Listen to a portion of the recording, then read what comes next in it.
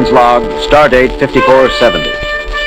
The Enterprise is on routine patrol on the outer fringes of Federation territory, facing the intergalactic Gulf.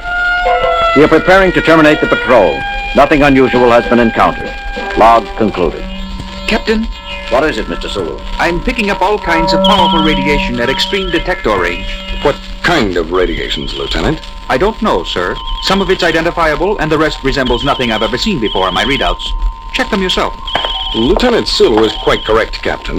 The concentration of violent energies is extraordinarily intense.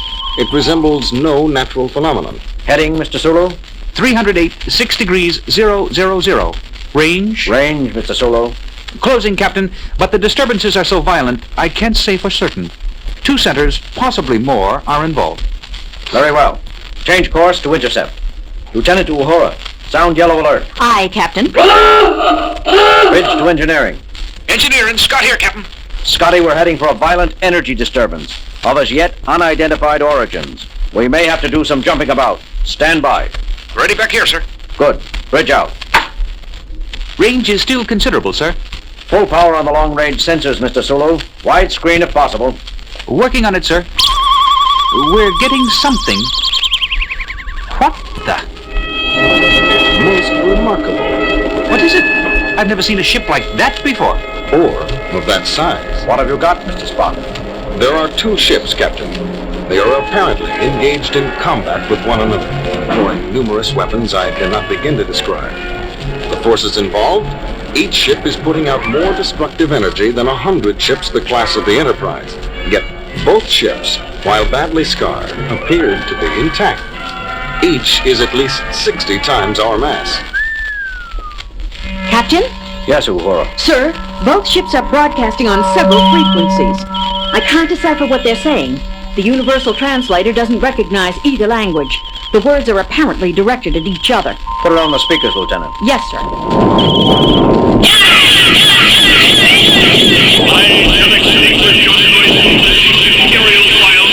Lower the volume. Keep it on the speaker. Spock, how are you coming with identification? Nothing in records yet, Captain. Still processing. Intruder, identify thyself. Uhura, give me a reply frequency. Crew. Ready, Captain.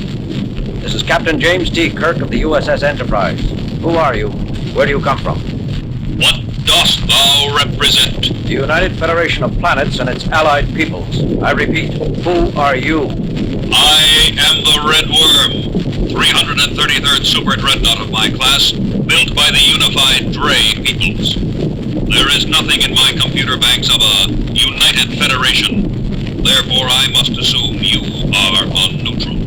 For God's sake, Jim, confirm that we are neutral. It has been assumed, Doctor. Didn't you hear? Yes, but I don't want that thing to forget it. It's the biggest warship I ever saw. Except for the one it's fighting, of course. What ship? What ship? Identify yourself immediately! Uhura, did we just do that? This is a different frequency, Captain. The call is coming from the other ship. This is James Kirk, commanding the USS Enterprise, United Federation of Planets. We are... neutral. Impossible! I, renderer of the next empire, have declared that all who are not allied with me are friends of the unmentionable Dre peoples! Sorry, but we really are neutral. We have nothing to do with either the Dre peoples, as you call them, or the next empire. Spock, what have you got on those 2 stellar civilizations? I've never heard of either of them. Working on it, Captain. You must listen to me, or you'll be... I call on you to surrender.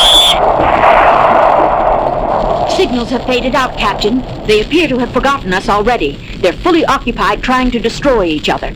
And I have information on both groups. What is it, Spock? Where are they? They are no longer anywhere, Captain. According to mythological records, both races have been extinct in our galaxy for over 150,000 years. And know thou that I shall fight for another 150,000 or 150 million until the last remaining vestige of the blasphemous Nax are eliminated from existence. Where are your officers? Who am I speaking to? Which member of the crew? Crew! Officers! We of the Nax carry on for our builders and masters! No less we of the Dre, infidel. What do you make of that, Mr. Spock? I think there can be no doubt, Captain, As there is nothing in the records to indicate that either race was immortal, we must surmise that the crews of both ships have been dead for at least 150 millennia, and the war has been carried on all this time by the computer minds of these two ships. Incredible! Well put, Doctor. Both ships have apparently survived on their own initiative, continuing to carry out the last orders of their living masters, repairing themselves, modifying their own structure, constantly developing new weapons and new defenses, each hunting for a crucial advantage over its opponent. Yet it seems they are evenly matched. Oh, very interesting, Mr. Spock, but at the moment I'm more concerned about their present course. If they keep traveling the direction they are now, they'll enter densely populated Federation space within a few days. They'll like to regard us as neutral, for now.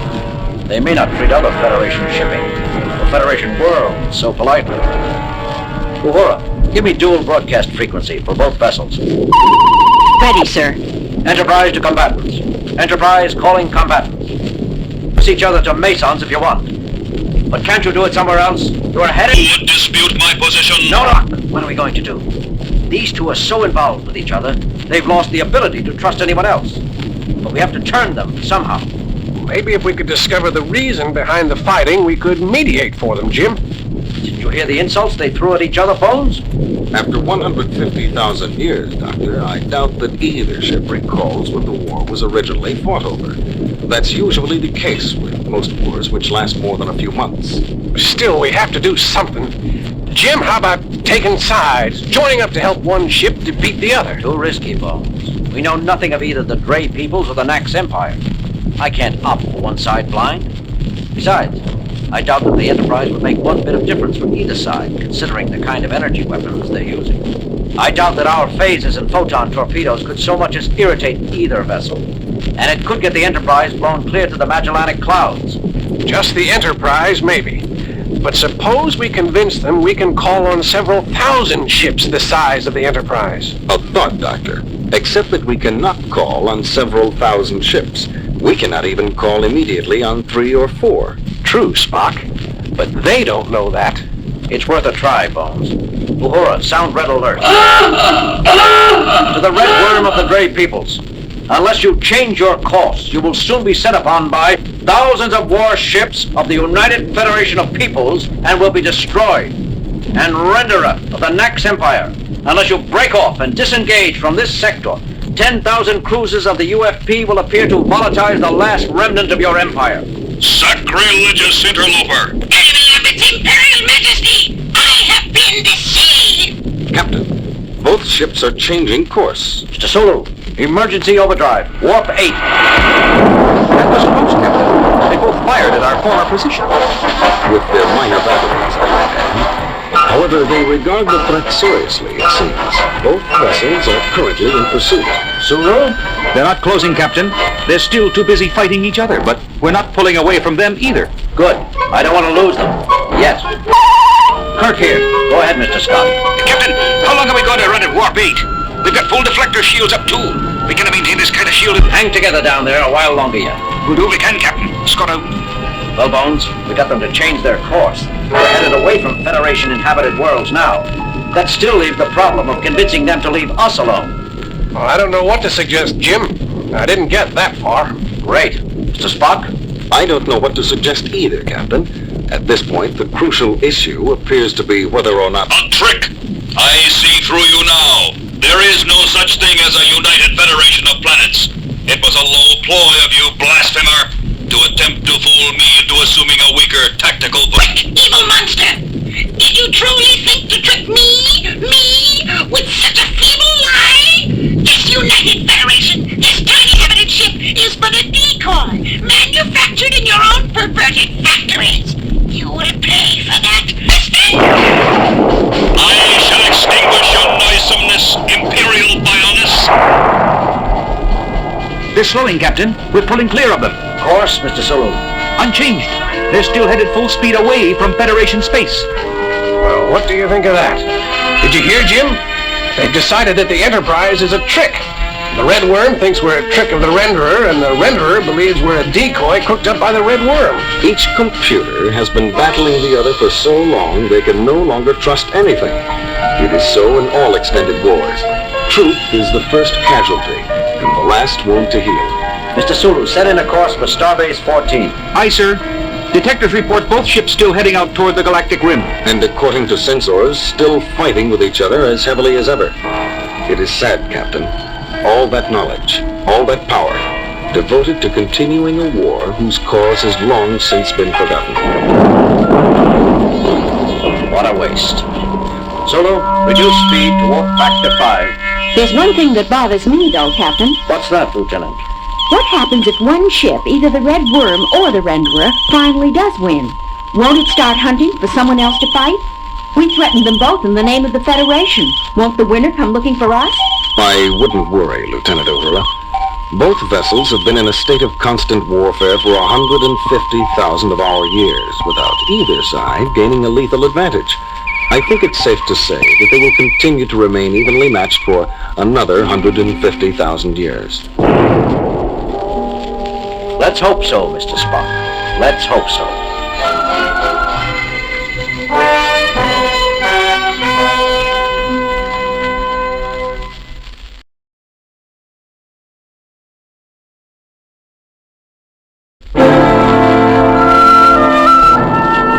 Captain's log, stardate 6134.6. The mysterious time slowdown we're experiencing has affected not only every crew member on board, but all the Enterprise's instruments and computer banks.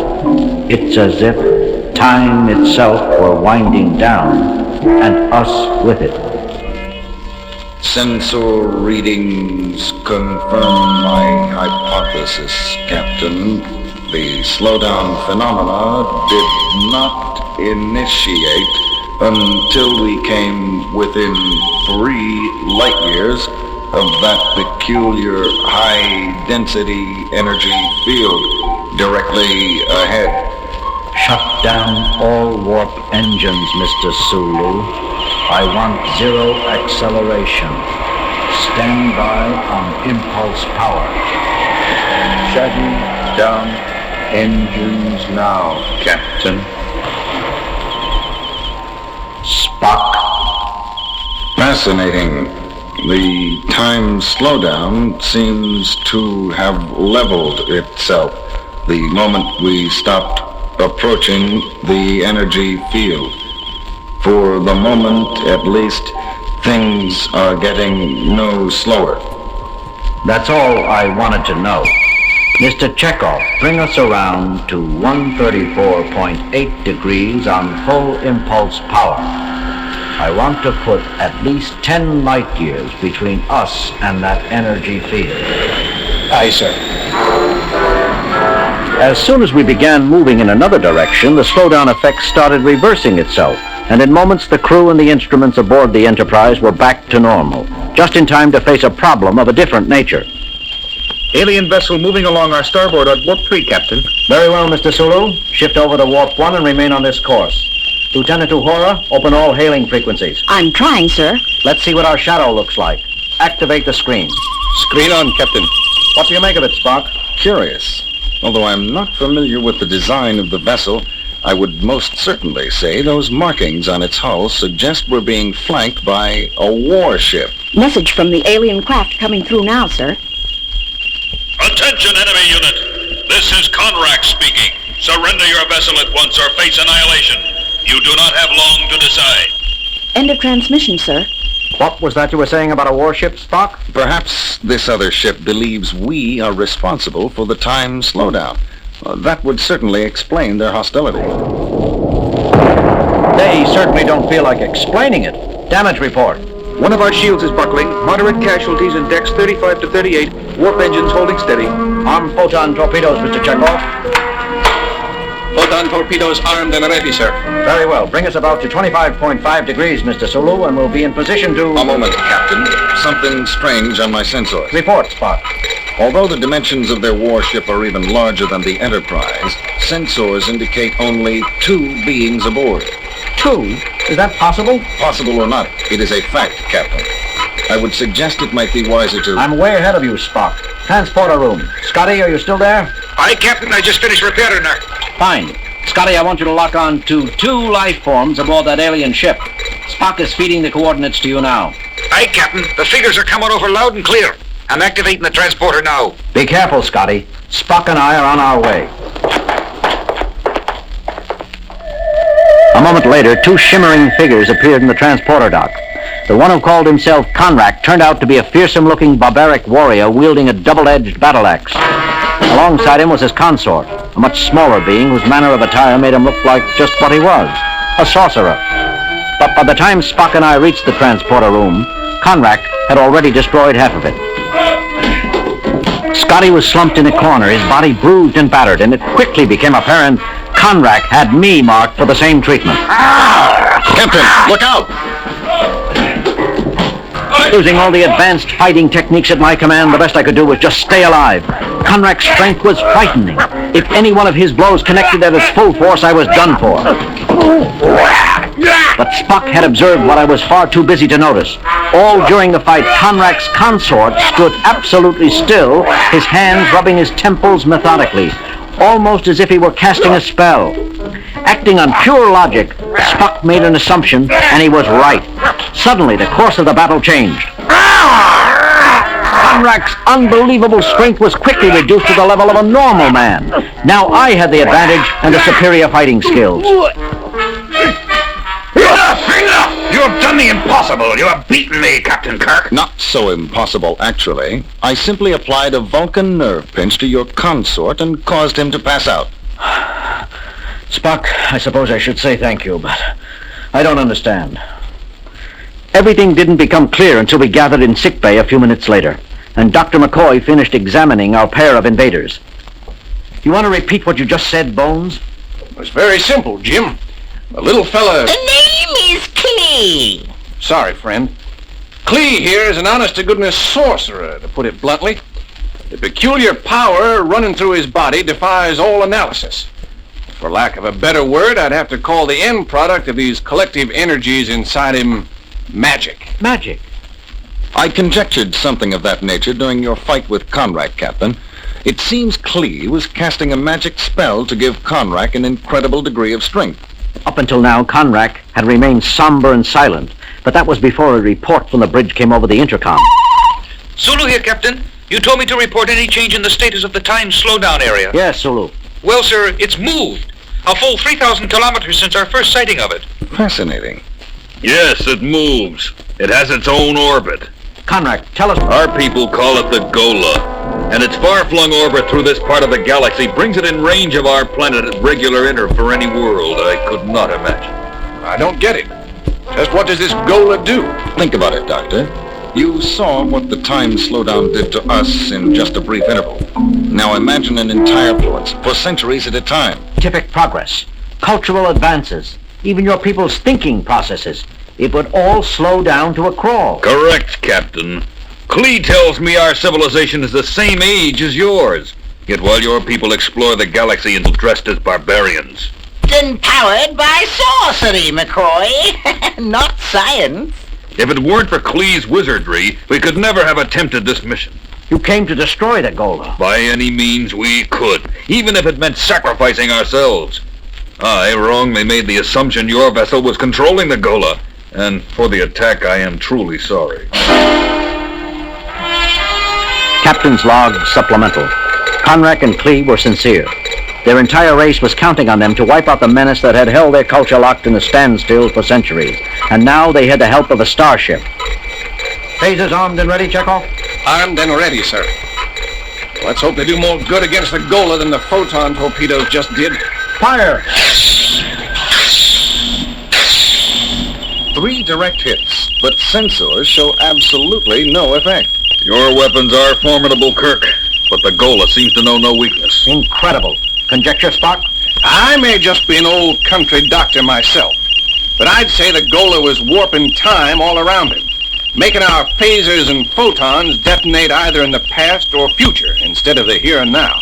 I'm impressed, Doctor. For a mind of your caliber, that is an amazingly accurate assessment. Spock you can take your Vulcan mind Gentlemen, I suggest we concentrate on the disturbance at hand.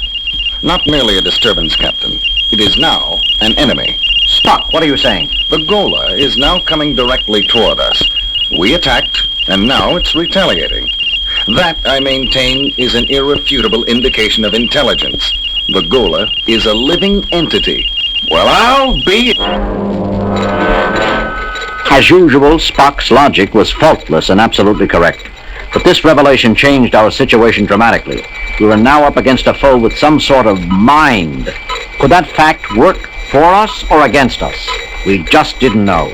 But Spock and Klee were up to something, finally coming out of a huddle at the far end of the bridge. Captain, Klee and I have conceived a possible means of combating this creature. Through its mind, Captain Kirk. Spock says he can electronically transmit mental energy into space through your sensor.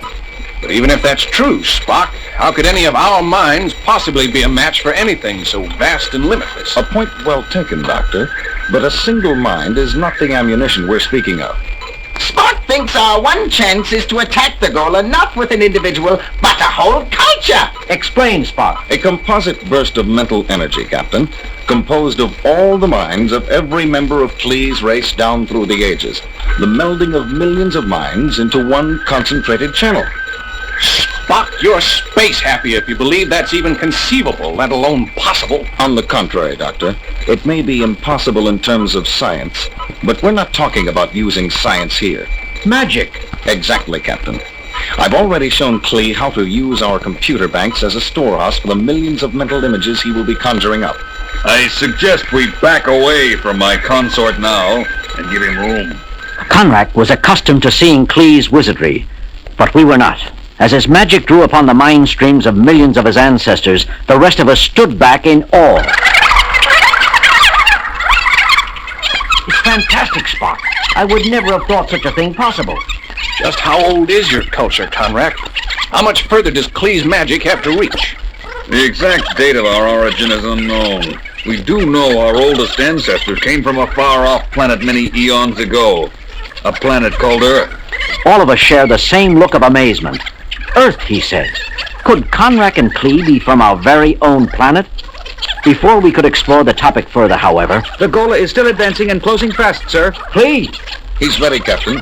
The counterattack will begin now. Klee's hands were gripped around the terminals of the sensor panel. His entire body was surrounded by a shimmering aura as he transmitted an incalculable energy charge through space, composed of millions of separate mental bursts, the sum total force of Klee's entire culture down through the ages. Report, Sulu. The Gola's charge is slowing, but it isn't stopping him, sir. He's still coming. In heaven's name, it's not enough. It's just not enough. I am afraid our race was not old enough, Captain. Our culture's history has not amassed enough mind power to overcome the Gola's sheer mental strength. Spock! What the blazes is he doing? He's grabbing the terminals of the sensor panel. He is glowing with the same shimmering aura that enveloped Klee. Oh my God! I understand. We all did. Spock was picking up where Klee left off, using what was left of the magic spell to force feed his culture into the sensors. I admire your first officer's courage, Kirk, but how can he hope to succeed where my consort failed? The Vulcan race is one of the oldest in the galaxy, Conrack. Odds are it's far older than your race or ours. That's right, now that I think of it. Vulcan history goes back so far, Spock will have billions of more mind streams to draw from. Look, I think Spock's reached his limit. He must stop. Too much mental energy will kill him. Then it happened. All at once, Spock released the sum total of Vulcan mental energy amassed through millions of years, transmitted through our sensors in one massive charge. And although the invisible charge did not show up on our screens, the result did. Look! Spock's done it! The Gola is backing away! It's trying to flee, but it's slowing down! I believe that last energy burst paralyzed it. That is correct, Conrack. Spock, you're all right? Somewhat exhausted, but feeling satisfactory, Captain. And you, Klee? I'm fine. Now that I know we've finally beaten the scourge of our race. Now that we've got the Gola where we want it, what do we do with the blasted thing?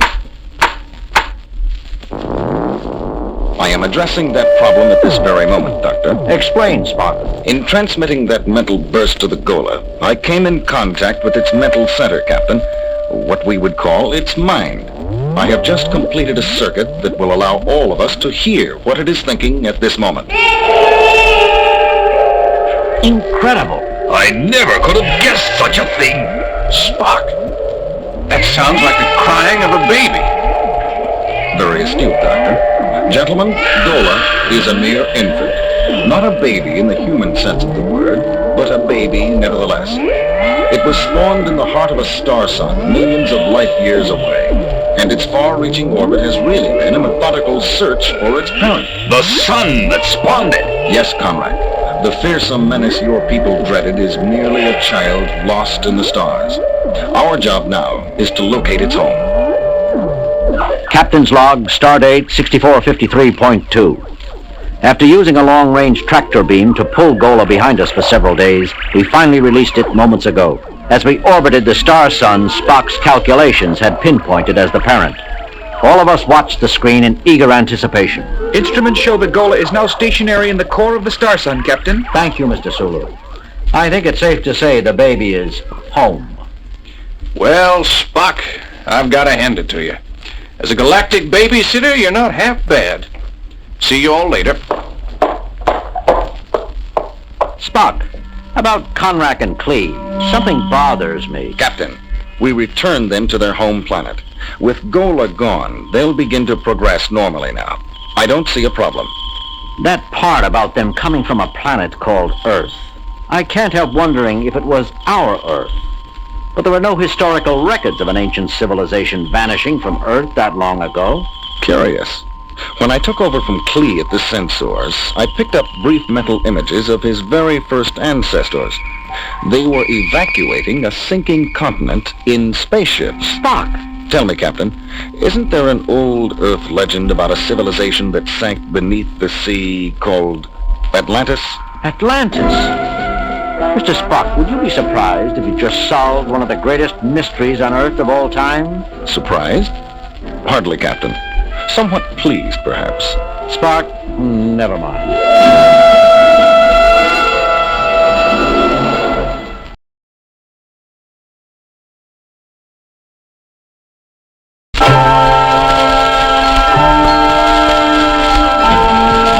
Captain's log, Stardate 5466.9. The Enterprise is in orbit, arrival 2. On orders to try and find a solution to 90% of the grain crop every 6th year.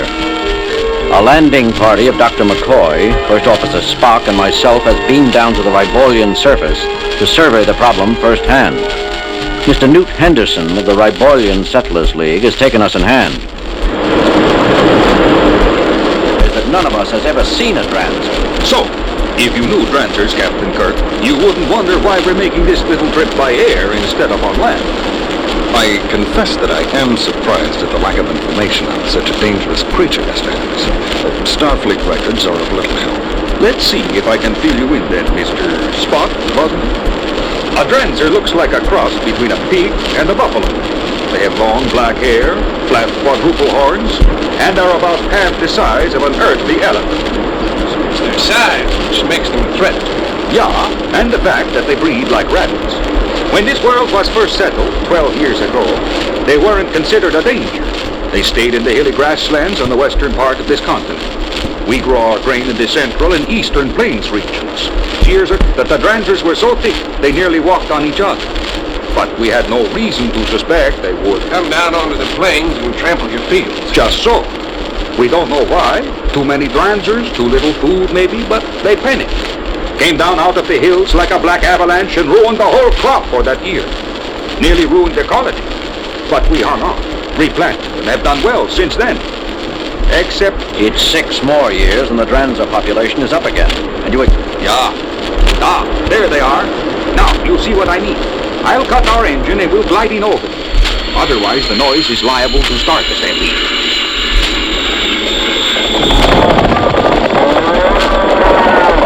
They're like locusts. There must be thousands of them. Millions, Captain. I'm going to have to pull us out of here, gentlemen. Our shadow is making them nervous. Never mind. I think we've seen enough to give us some idea of the size of your problem, Mr. Henderson. What do you suggest we do? We have been petitioning Starfleet for help for years. What about simply reducing the herds through selective pruning? 3 years ago, when the herds first began to grow too big again. For one thing, it started a premature stampede which ruined several thousand square kilometers of maturing foothill cropland. As you might guess, the farmers in that area won't permit the repetition of that disaster. But there's another more important reason. Which is? There's a high grass which germinates in the hills. It will take over the plains, except that the Dranzer herds keep it cut back. If we were to kill off the Dranzers, our agriculture experts tell us that in a decade, the grass would take over every meter of arable land on the continent. We have to find some way of controlling the Dranzers without letting the grass get out of control. But if we leave the natural cycle alone, the racial stampede will occur within a half year, and we'll lose another entire year's crop. Mr. Spock, reactions. At first glance, the problem would appear insoluble, Captain. That's not what we pay taxes to here, Mr. Spock. I fear that government is rarely run according to scientific principles, Mr. Henderson. But we must do something.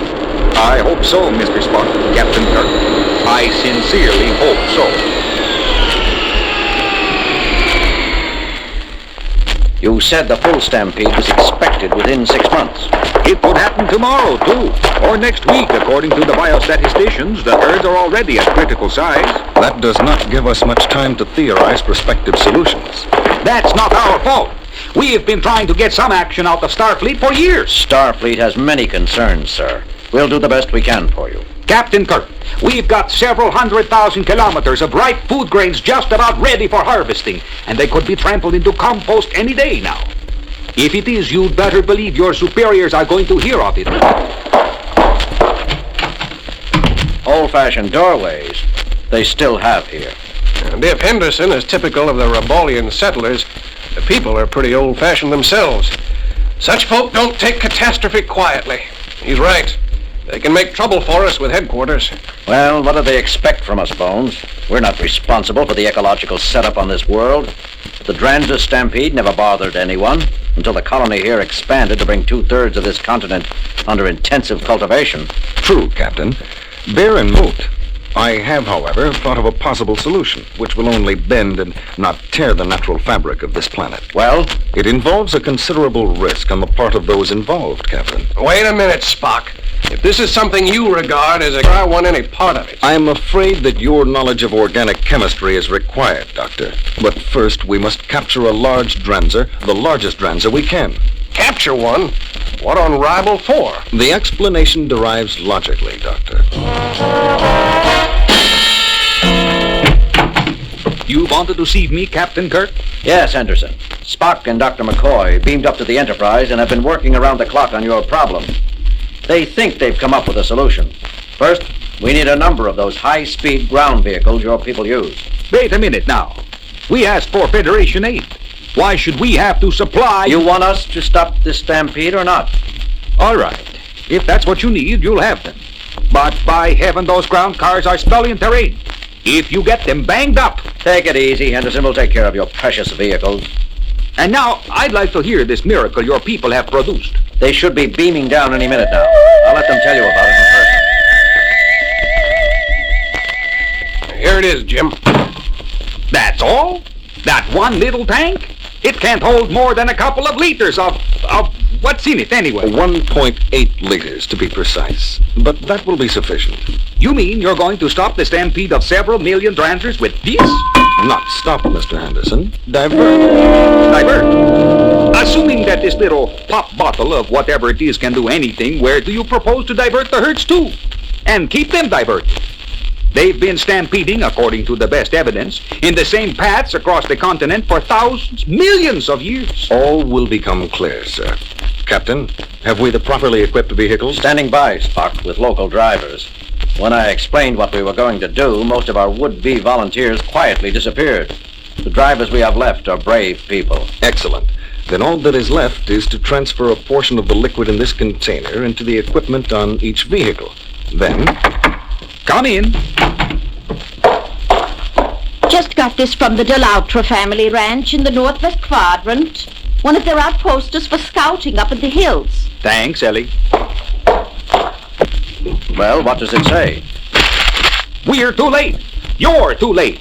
I should have known not to rely on Starfleet again. The stampede's already begun. Then we have no time to waste, gentlemen. Captain, Dr. McCoy, you will each command one set of vehicles.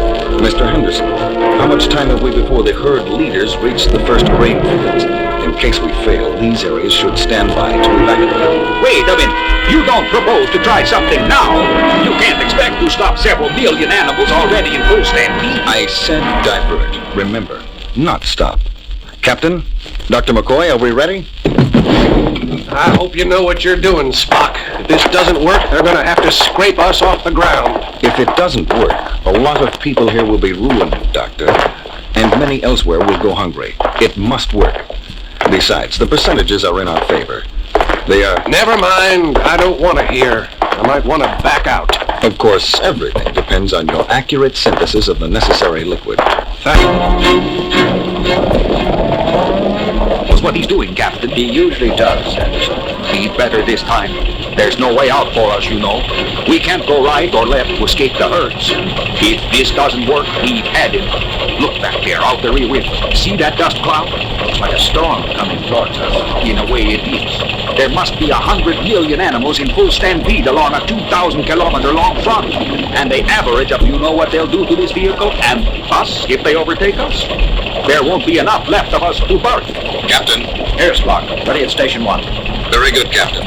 I'm approximately 600 kilometers due north of your position. Dr. McCoy's group is a similar distance north of mine. Can you see the herd? We can see the dust cloud they're raising. Good. On my signal, you will activate the sealed tanks on your vehicles and start along the charted course. Check, Mr. Spock. Dr. McCoy? I heard, Spock. We're all set at this end. Jim? I'm here, Bones. This idea of Spock fails, I want his corpse court-martialed. Appropriate action will be taken, Bones. How long is he going to wait? Until he... Look behind us again. The dust is beginning to blot out the sun. Pretty soon we'll see the front wall of the herd. Do you know how far and how fast a Dranzer can run, Captain? If we run out of fuel, or have a mechanical problem, or this crazy idea doesn't work, we've no place to run. Relax, Henderson. Spock knows what he's doing. I can make out individual animals now. They'll be on us in another few minutes. Here, you, Commander Spock. What's going on? What are you waiting for? The correct moment, Mr. Anderson. Correct moment? Look, in another couple of minutes, we're all going to be a smear on the landscape. If you don't... Very well. Captain, Dr. McCoy, you may open the valves on your tanks. Check, Spock. You can smell it even in here. What's in that canister anyway? Spock discovered that Dranzers have very poor eyesight. The herd leaders produce a musky odor which the others follow. He had Dr. McCoy mix up a batch of synthetic Dranzer musk, only concentrated several 100,000 times. To the animals leading the herd, we must smell like the most authoritative Dranzer that ever lived. The same smell is being released by Mr. Spock's and Dr. McCoy's group of vehicles, along the whole front of the herd. You have our course plotted? Yes, yes. Then let's get moving. With pleasure. Captain. It's working, Spock. They're turning slightly. Yes, they're following us. Here also, Captain. And up here. Good work, Spock. We are not secure yet, gentlemen. Captain, we can't keep this up forever. We've been running at this speed for nearly a whole day. Even with the extra fuel tanks I had installed, we can't continue at this speed much longer. We've covered so much territory already in this dust that... Hey, what's that up ahead? Anderson, leave that wheel alone. What are you doing? Don't you see? We're headed right into them again. They're behind us too. We're trapped. Don't you see? We're trapped. Get a hold of yourself, Henderson. That's not another herd. That's the back end of the herd following us. Back in? Following us? Captain, all vehicles stand by to execute final maneuver. Ready, Spock. Ready. I don't understand, Captain. Look behind us now. It's the herd, but they're passing behind us. They're not following anymore. That's right, Anderson. Spock knew he couldn't kill the Dranzers off, so the stampede had to take place. But nothing said it had to follow the same old path. Check our course. See, we've led the herds in a full circle. Our scent tanks are empty, and now the animals in the front of the herd are following the scent of those at the back of the same herd. They should keep running in a circle like a dog chasing its own tail until they run themselves out. But next year, the normal number of surviving Dransers will keep the high grass from growing down into the plains. Control Group 3 to Group 2. Group 3 calling Group 2. Group 2 here. Is that you, Landowner Henderson? Mr. Spock, please accept my personal apology, along with the thanks of every farmer on Ribble 2. You've solved our problem, now and for the future. You're welcome, Mr. Henderson. But there is a penalty. Penalty? One cannot alter nature without reaping consequences. The millions of dead Dransers which used to scatter across the great plains of this continent will not lie in your fields this year. Their bodies used to fertilize the ground. Now, you must move the corpses to your fields or import artificial fertilizers if you expect your fields to keep producing good grain in the future. But, Mr. Spock, that means moving 100 million Dranser bodies. A considerable... 200 million tons. Captain, do you think that Starfleet would... I'm sorry. Starfleet has saved your crops for you, but even Starfleet can only do so much. You're going to have to learn to help yourselves a little, too. Now, I suggest you get in touch with the rest of your neighbors and fellow farmers. The sooner you begin moving those bodies behind us, the better. Because if all those bodies begin to decompose in one place, and if the wind changes, you're going to have a very good grain crop, but an awfully smelly year.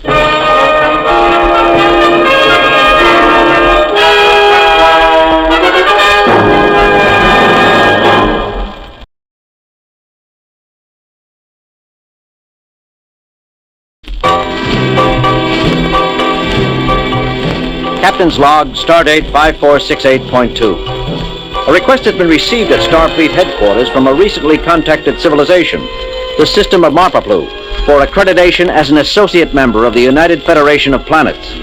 The Enterprise has been ordered to Marpaplu to consider final processing of the Marpapluan application. What are the Marpapluans like, Captain? This will be the first time we've ever met one in person, Mr. Scott. But from the records I've reviewed, they're supposed to be remarkably good-natured and friendly. Stand by to energize. Standing by, Captain. Message from the surface, sir. Their representative is ready to beam up. Thank you, Lieutenant. Energize, Mr. Scott. Energizing, Captain. There's someone in there. Can't make them out yet. Oh, there he is. Greetings, gentle beings. Humanoid all right, Captain, but they're not very big. I got a 10-year-old cousin about that size. Mr. Scott, they may be sensitive about their size. How do you do, Your consulship will do, sir. You must be Captain James Kirk. 1,000, 10,000 pleasant, happy thoughts to you. I am Consul Knight Hausnick of the Marpapluan World's Government. It's my extreme good fortune and pleasure to greet you on behalf of my people to present our application for associate membership in your esteemed organization. What do you think, Spock? They are evidently as friendly as their communications indicated, Doctor. I'd say the Marpapluans will be a good addition to the Federation. I extend the good wishes and greetings of my government to all the citizens of Marpaplu Hausnick aboard the Enterprise. Would you like to see what your world looks like on a Federation cruiser scanner? Oh, yes, of course I would. This way, then. Mr. Spock, Dr. McCoy, if you'll accompany us to the bridge. Wonderful. This is wonderful. This is where your ship is controlled from, then. Correct, your council ship. Over there you see engineering. That is the helm, Lieutenant Sulu, currently on station. How do you do today, sir? Just fine, thank you. And back here is communications, Lieutenant Uhura in charge. A great pleasure, madam. That is a female of your species, Captain? Yes. I am charmed beyond words, Uhurashi. Me too. And this here must be the captain's position. Correct again. These switches and controls here on the arms of this chair, what are they for? Well, if you activate these here... if you press this one... Jim, are you all right? I'm fine, Bones. What makes you think anything is... wrong? Captain, despite Consul Hausnick's good nature, I fail to see the reason for such unwarranted hysteria on your part. It is not in keeping with diplomatic traditions of first contact. Mr. Spock, are you accusing me of improper conduct at a serious time in... I see what you mean, Spock. Perhaps something is wrong. Wrong? Wrong? What could be wrong? Nothing, Your Councilship. I assure you, everything is perfectly all right. Isn't it, Bones? I don't know. What are you scratching at, Jim? Scratching, Bones? Yes, you've been scratching at yourself. At your side, under your arms, around your waist, ever since we entered the bridge. Aren't you aware of it? Well, I guess I... There! You did it again! It's almost as if you... As if I was, Bones. As if you... You too, Doctor? Me too what, Spock? Captain, something very peculiar is going on. I think... Just a minute, Mr. Spock. Bridge captain speaking. Engineering, Scott here. Go ahead, Scotty. Is something funny, Captain? Please, Scotty, go ahead and report. Standard engineering status update, sir. On Warp Engine 1, minor repairs completed. What was that, Mr. Scott? It's only... Mr. Scott, you may deliver your report when you regain control of yourself. Until then... But, Captain... Bridge, out. I must apologize for that, Council Hausneck. Apologize? What is there to apologize for, Captain? The standard of efficiency on a Federation cruiser is normally... definitely something peculiar here. Captain, should I? What's so funny, Lieutenant? I don't know, Captain. What are you scratching at? Captain, something is very wrong. I can see that, Mr. Spock. Sulu, Uhura, everyone on the bridge is laughing themselves silly, and I can't see what's funny about it. However, I do have this peculiar crawly feeling. Crawly feeling, Captain? I have it too. Council Hausneck, I wonder if you would accompany me to sick bay for some tests. I don't mean to offend you, but... Bones, the diplomatic situation we have here. Captain, reports are coming in from all over the ship, every deck and section. Outbreaks of uncontrolled laughter accompanied by persistent itch-like tickling all over the body. Several sections already report that their operating efficiency has been affected by the mounting hysteria. Thank you, Lieutenant. Keep monitoring the situation and report if things become more serious. Aye, sir. See, Jim, there's no avoiding it. No need to be concerned, Captain Kirk. I'll be happy to go along with Dr. McCoy. Is there something the matter? There is, but it may have nothing to do with you, your councilship. But you greeted Captain Kirk first, sir. Now, let's go down and check it out.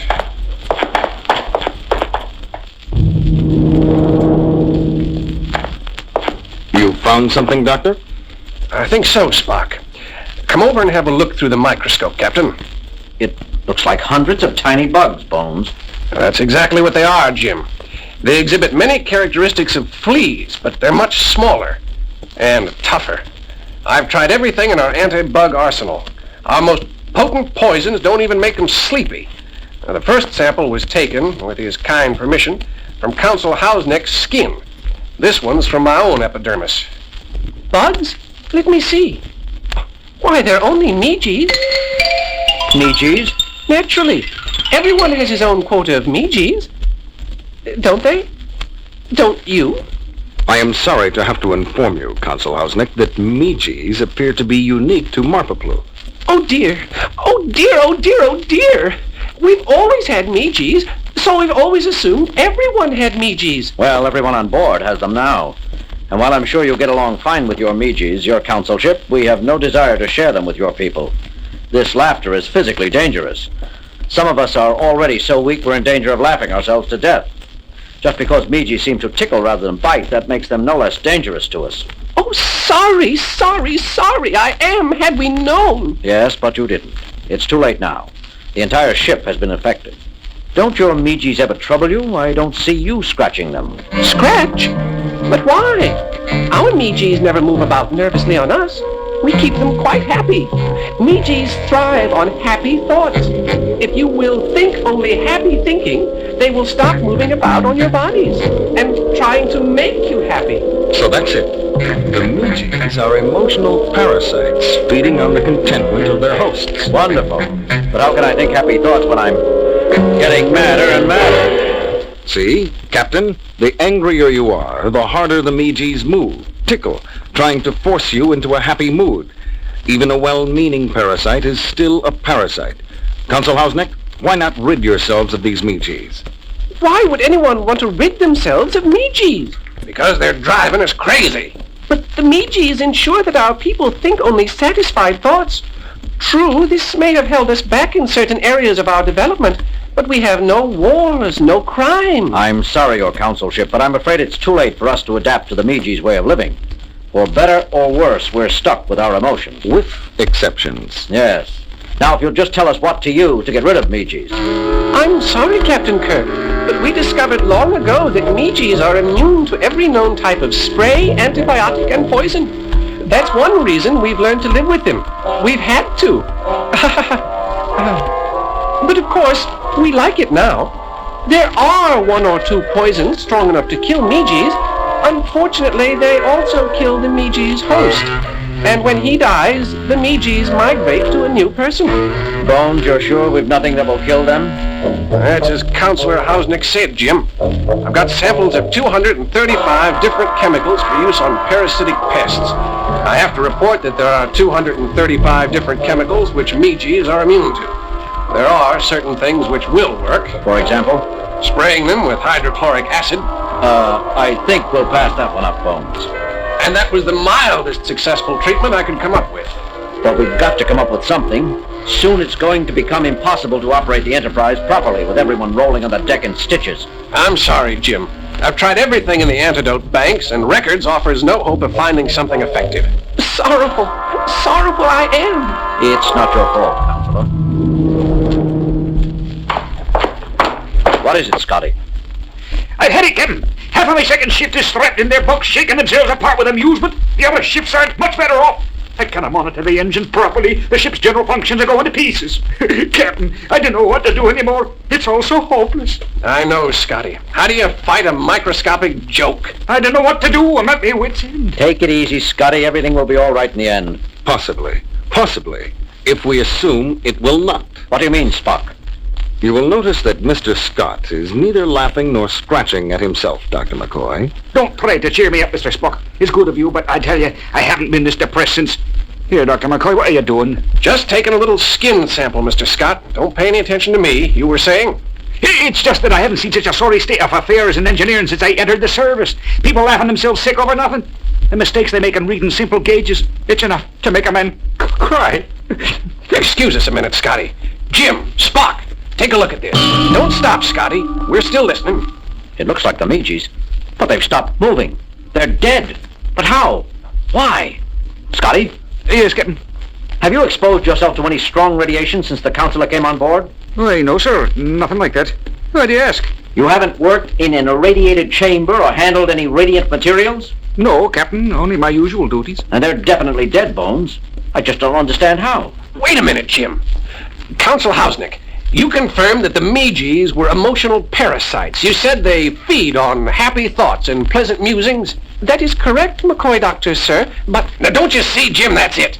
Mr. Scott's been so depressed and saddened from the beginning of the epidemic that his sadness overwhelmed his Meegees. He starved them to death for lack of laughter. Bones, I think you're right. You must be right. Captain, I didn't understand. That's okay, Scotty. Just keep on being miserable. Now hear this, all hands. This is the captain speaking. The plague of laughter which has infected the Enterprise is caused by a tiny bug called a Meegee, brought up from the world below us.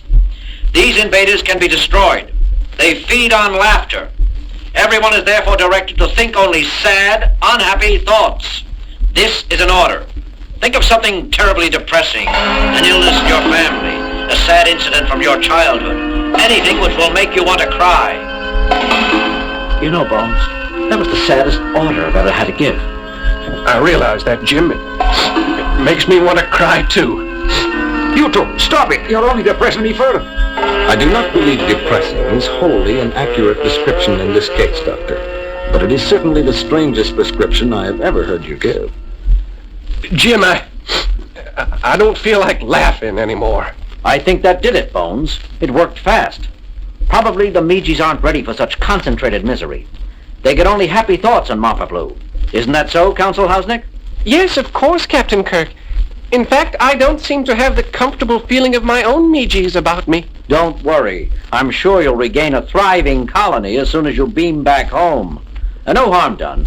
We can officially conclude the treaty now if you wish. Indeed I do, Captain. But let us hurry.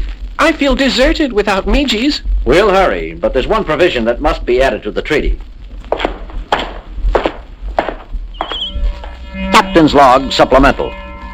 The Treaty of Friendship has been concluded with the system of Mapaplu, and said people have been accepted for official associate membership in the United Federation of Planets, while agreeing to remain under temporary quarantine until safety precautions for preventing the spread of the parasitic Meegees can be developed.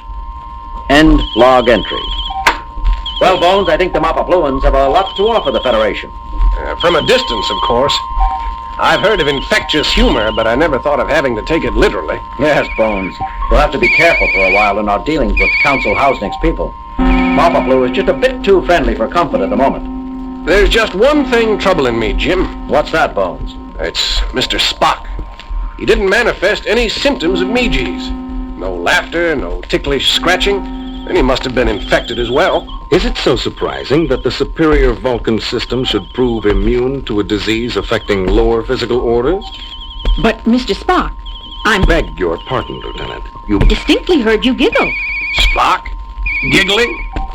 Come on, Spock. Giggle for us again. Dr. McCoy, I do not, will not, and never have giggled.